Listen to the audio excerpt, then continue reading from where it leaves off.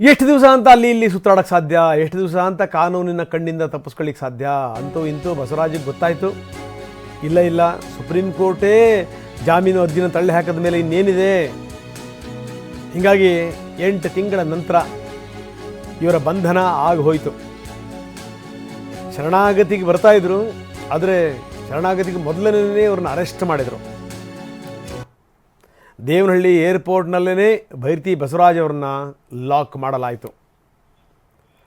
ಬಿಕ್ಲು ಶಿವ ಕೊಲೆ ಕೇಸ್ ಈಗ ಭೈರತಿ ಬಸವರಾಜ್ ಬಿಕ್ಕೋ ಹಂಗೆ ಮಾಡ್ತಾ ಇದೆ. ಇಷ್ಟು ದಿವಸ ಹೆಂಗೆಂಗೋ ತಪ್ಪಿಸ್ಕೊಂಡ್ರು, ಒಂದಲ್ಲ ಒಂದು ಕೋರ್ಟ್ ಕೈ ಹಿಡಿಯುತ್ತೆ ಅಂತ ಆಗಲಿಲ್ಲ. ಹೈಕೋರ್ಟಿಂದ ಸುಪ್ರೀಂ ಕೋರ್ಟ್ ಕೂಡ ಯಾವುದೇ ಅಭಯ ಕೊಡಲಿಲ್ಲ. ಬೇರೆ ಮಾರ್ಗ ಇರಲಿಲ್ಲ. ಇದಕ್ಕಿಂತ ಕೆಟ್ಟ ಸ್ಥಿತಿ ಬಂದ್ಬಿಡೋದು. ಲುಕೌಟ್ ನೋಟಿಸನ್ನು ಕೂಡ ಕೊಡಲಾಗಿತ್ತು ಆಲ್ರೆಡಿ. ಯಾಕೆ ಬೇಕು? CID ಕಚೇರಿನಲ್ಲೇ ಇಟ್ಕೊಳ್ತಾರೆ. ಇವತ್ತು ಜಡ್ಜ್ ಮುಂದ್ಗಡೆ ಅವ್ರನ್ನ ಹಾಜರುಪಡಿಸ್ತಾರೆ. ನಿನ್ನೆ ರಾತ್ರಿ, ಇಡೀ ರಾತ್ರಿ CID ಕಚೇರಿನಲ್ಲೇ ಅವ್ರನ್ನ ಇಟ್ಕೊಂಡಿದ್ರು. 10 ಪ್ರಶ್ನೆ ಕೇಳಿದ್ರು. ಇನ್ನು ಕೋರ್ಟಿಗೆ ಹಾಜರುಪಡಿಸಬೇಕು. ಅದಕ್ಕಿಂತ ಮೊದಲು ಒಂದಷ್ಟು ಪ್ರೊಸೀಜರ್ಗಳಿದೆ. ಹೆಲ್ತ್ ಸಿಚುವೇಶನ್ ಏನೇನು ಅದೆಲ್ಲವನ್ನೂ ಕೂಡ ದಾಖಲಿಸಬೇಕು. ಹೀಗಾಗಿ ಮೆಡಿಕಲ್ ಟೆಸ್ಟ್ ಆಗುತ್ತೆ. ಮೆಡಿಕಲ್ ಟೆಸ್ಟ್ ಆದ ಮೇಲೆ ಜಡ್ಜ್ ಮುಂದೆ ಇವ್ರನ್ನ ಹಾಜರುಪಡಿಸ್ತಾರೆ. ಜಡ್ಜ್ ಮುಂದೆ ಕೋರ್ಟಿಗೆ ಹಾಜರುಪಡಿಸಿ ನಂತರ ಕಸ್ಟಡಿಗೆ ಪಡೆಯುತ್ತೆ CID. ಬನ್ನಿ, ನಮ್ಮ ಪ್ರತಿನಿಧಿ ವಿಕಾಸ್ ಈಗ ನಮ್ಮೊಂದಿಗೆ ನೇರ ಸಂಪರ್ಕದಲ್ಲಿದ್ದಾರೆ. ವಿಕಾಸ್, ಅಂತೂ ಇಂತೂ ಇಷ್ಟು ತಿಂಗಳ ಸುದೀರ್ಘವಾದಂಥ ಪ್ರಹಸನ ಇದೆಯಲ್ಲ, ಅದು ಕೊನೆ ಆಯಿತು. ನಾನು ಹೇಳ್ತಾ ಇದ್ದೆ, ತಪ್ಪಿಸ್ಕೊಂಡು ಎಷ್ಟು ದಿವಸ ಅಂತ ತಿರುಗಾಡ್ಲಿಕ್ಕೆ ಸಾಧ್ಯ ವಿಕಾಸ್? ಒಂದಲ್ಲ ಒಂದು ದಿವಸ ಸಿಗಲೇಬೇಕು. ಅದರಲ್ಲೂ ಈ ರಾಜ್ಯ ಸರ್ಕಾರ ಕೂಡ ಈ ವಿಚಾರಕ್ಕೆ ಸಂಬಂಧಪಟ್ಟಂಗೆ ಭಾಳ ಕಠಿಣವಾಗಿತ್ತು. ನಂಬರ್ 1. ಜೊತೆಗೇನು ಅಂದರೆ, ನೀವೆಷ್ಟೇ ಸುತ್ತಾಡಿ ಒಂದಲ್ಲ ಒಂದು ದಿವಸ ನಿಮ್ಮನ್ನು ಅರೆಸ್ಟ್ ಮಾಡ್ತೀವಿ ಅಂತ. ಹೀಗಾಗಿ ನಾನೇ ಸರೆಂಡರ್ ಆಗ್ತೀನಿ ಅಂತ ಬಂದರೂ ಕೂಡ ಅವ್ರನ್ನ ಅರೆಸ್ಟ್ ಮಾಡಲಾಯಿತು. ಏನಿದೆ ಹೆಚ್ಚಿನ ವಿವರ?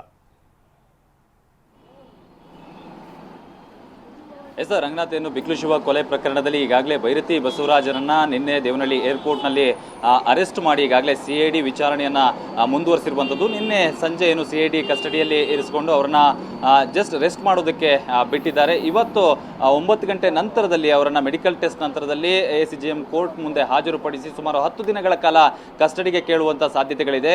ಇಲ್ಲಿ ಸುಪ್ರೀಂ ಕೋರ್ಟ್ನಲ್ಲಿ ಇವರ ಬೇಲ್ ಅರ್ಜಿ ರಿಜೆಕ್ಟ್ ಆಗೋದಕ್ಕೆ ಪ್ರಮುಖವಾದಂಥ ಕಾರಣ ಏನು ಅಂತ ಹೇಳಿದ್ರೆ, A1 ಆರೋಪಿ ಆಗಿರ್ತಕ್ಕಂಥ ಜಗ್ಗ ನಿಮಗೆ ಪರಿಚಯಸ್ಥನ ಅಂತ ಕೇಳಿದ ಸಂದರ್ಭದಲ್ಲಿ ಇಲ್ಲ ಅಂತಕ್ಕಂಥ ಉತ್ತರವನ್ನು ಕೊಟ್ಟಿರ್ತಾರೆ. ಆದರೆ ಫೋನ್ ಸಂಭಾಷಣೆಗಳಾಗಿರ್ಬೋದು, ಕುಂಭಮೇಳದ ಭೇಟಿಗಳಾಗಿರಬಹುದು, ಅವೆಲ್ಲವೂ ಕೂಡ ಒಂದು ಸಾಕ್ಷಿಗಳು ಇತ್ತು CID ಬಳಿಯಲ್ಲಿ. ಅದನ್ನು ಸಬ್ಮಿಟ್ ಮಾಡಿದ ಸಂದರ್ಭದಲ್ಲಿ ಇವೆಲ್ಲ ಸಾಕ್ಷಿಗಳಿದ್ರು ಕೂಡ ನೀವು ಇಲ್ಲ ಅಂತೇಳಿ ಸುಳ್ಳು ಹೇಳ್ತಾ ಇದ್ರೆ, ನೀವು ವಿಚಾರಣೆಗೆ ಸೂಕ್ತವಾದಂಥ ವ್ಯಕ್ತಿ ಅಂತೇಳಿ ಸುಪ್ರೀಂ ಕೋರ್ಟ್ ಹೇಳಿದ ನಂತರದಲ್ಲಿ, ಅರ್ಜಿಯನ್ನು ತಿರಸ್ಕರಿಸಿದ ನಂತರದಲ್ಲಿ ಶರಣಾಗೋದಕ್ಕೆ ಬೆಂಗಳೂರಿಗೆ ಬಂದ ಸಂದರ್ಭದಲ್ಲಿ CID ಅಧಿಕಾರಿಗಳು ಈಗ ಅವರನ್ನ ಬಂಧಿಸಿ ವಿಚಾರಣೆಗೆ ಮುಂದಾಗಿರುವಂಥದ್ದು. ಸದ್ಯ ಈ ಒಂದು ಪ್ರಕರಣದಲ್ಲಿ ಭೈರತಿ ಬಸವರಾಜ್ ಮೇಲೆ ಇರ್ತಕ್ಕಂಥ ಆರೋಪಗಳು ಏನು ಅಂತ ಹೇಳಿದ್ರೆ, ಈ ಒಂದು ಜಾಗದ ವಿಚಾರಕ್ಕೆ ಸಂಬಂಧಪಟ್ಟಂತೆ ಈ ಹಿಂದೆ ಬಿಕ್ಲು ಶಿವ, ಭೈರತಿ ಬಸವರಾಜ್, ಅಜಿತ್, ಜಗ್ಗಾ ಮೇಲೆ ಈಗಾಗಲೇ ಭಾರತೀನಗರ ಪೊಲೀಸ್ ಠಾಣೆಯಲ್ಲಿ ಕಂಪ್ಲೇಂಟ್ ಅನ್ನು ಕೊಟ್ಟಿದ್ರು. ಕಮಿಷನರ್ಗೂ ದೂರನ್ನ ಕೊಟ್ಟಿದ್ರು. ನನಗೆ ಕೊಲೆ ಬೆದರಿಕೆ ಇದೆ ಅಂತಕ್ಕಂಥ ಮಾಹಿತಿಯನ್ನ ಕೊಟ್ಟಿದ್ರು. ಮತ್ತು ಕೊಲೆಯ ದಿನ ಕೂಡ A1 ಆರೋಪಿ ಜಗ್ಗಾ ಜೊತೆಯಲ್ಲಿ ಇವರು ಸಂಭಾಷಣೆಯನ್ನ ನಡೆಸಿದ್ರು. ಮತ್ತು ಒಂದೇ PNR ನಂಬರ್ನಲ್ಲಿ ಭೈರತಿ ಬಸವರಾಜ್ ಮತ್ತು A1 ಆರೋಪಿ ಜಗ್ಗಾ ಕುಂಭಮೇಳದಲ್ಲಿ ಟ್ರಾವೆಲ್ ಮಾಡಿದ್ರು. ಅಲ್ಲಿ ಹೋಗಿ ಫೋಟೋಗಳನ್ನು ತೆಗೆಸಿಕೊಂಡಿದ್ರು. ಮತ್ತು ಕೊಲೆ ಆರೋಪಿಗಳ ಜೊತೆಗೆ ನಂಟಿದೆ. ಮತ್ತು ಏನು ಈ ಒಂದು ಪ್ರಕರಣದಲ್ಲಿ ಭಾಗಿಯಾಗಿರ್ತಕ್ಕಂಥ KR ಪುರಂನ ಏನು ಹುಡುಗರಿದ್ದಾರೆ, ಅವರು ಈ ಒಂದು ಭೈರತಿ ಬಸವರಾಜ್ ಅವರ ಬರ್ತಡೆಯಲ್ಲಿ ಭಾಗಿಯಾಗಿರ್ತಕ್ಕಂಥ ಫೋಟೋಸ್ಗಳು CID ಬಳಿಯಲ್ಲಿ ಇಳುವಂಥದ್ದು. ಸೊ ಹಾಗಾಗಿ ಭೈರತಿ ಬಸವರಾಜ್ ಮೇಲೆ ಹಲವು ಸಾಕ್ಷಿಗಳು ಈ ಒಂದು ಪ್ರಕರಣದಲ್ಲಿ ಇದೆ. ಸೊ ಇವತ್ತು ಕೋರ್ಟ್ ಮುಂದೆ ಪ್ರೊಡ್ಯೂಸ್ ಮಾಡಿ 10 ದಿನಗಳ ಕಾಲ ಕಸ್ಟಡಿಗೆ ತೆಗೆದು ವಿಚಾರಣೆಯನ್ನ ಮುಂದುವರಿಸ್ತಾರೆ. ಧನ್ಯವಾದ ತಮ್ಮೆಲ್ಲ ಮಾಹಿತಿಗೆ. ನಮ್ಮ ಪ್ರತಿನಿಧಿ ಹಲವಾರು ಸಂಗತಿಗಳನ್ನ ಹೇಳಿದ್ರು. ಅದರಲ್ಲಿ ವೆರಿ ಇಂಪಾರ್ಟೆಂಟ್ಲಿ ಏನು ಅಂದರೆ, ಈ ಕೊಲೆ ಆರೋಪಿಗೂ ನನಗೂ ಸಂಬಂಧ ಇಲ್ಲ ಅಂತ ನೋಡಿ ಇಲ್ಲೇ ಎಡವಟ್ಟಾಗಿದ್ದು. ಯಾಕಂದರೆ ಎಲ್ಲ ದಾಖಲೆಗಳು ಹೇಳ್ತಾ ಇವೆ. ಫೋಟೋಗಳಿಂದ ಹಿಡಿದು ಜೊತೆಗೆ ಅವರು ಊರು ಸುತ್ತಾಡ್ಕೊಂಡು ಬಂದಿರೋದು, ಕುಂಭಮೇಳಕ್ಕೆ ಹೋಗಿರೋದು, ಅಲ್ಲಿಂದ ಹಿಡಿದು ಜೊತೆಗೆ ಈ ಚಾರ್ಟ್ಗಳಿವೆ, ಎಲ್ಲವೂ ಇದೆ. ಆದರೆ ಇವರು ಪದೇ ವಾದಿಸ್ತಾ ಇದ್ರು, ನನಗೂ ಅವ್ರಿಗೂ ಸಂಬಂಧವೇ ಇಲ್ಲ ಅನ್ನುವಂಥ ಮಾತನ್ನು ಹೇಳ್ತಾ ಇದ್ರು. ಇದೇ ಅನುಮಾನಕ್ಕೆ ಕಾರಣ ಆಗಿತ್ತು. ಬಹುಶಃ ಏನು ಅಂದರೆ, ಬೇಲ್ ಸಿಗದೇ ಇರೋದಕ್ಕೆ ಇದು ಕೂಡ ಪ್ರಮುಖವಾದಂಥ ಕಾರಣ.